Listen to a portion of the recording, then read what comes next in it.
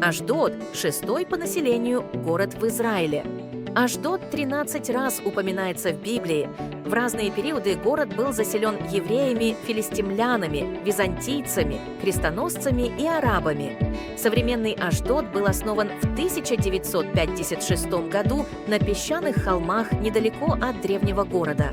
Сегодня Ашдод – это не только крупнейший в стране порт, но и морской курорт с золотистыми пляжами и лазурным морем, купаться в котором можно практически круглый год. Население города 250 тысяч человек,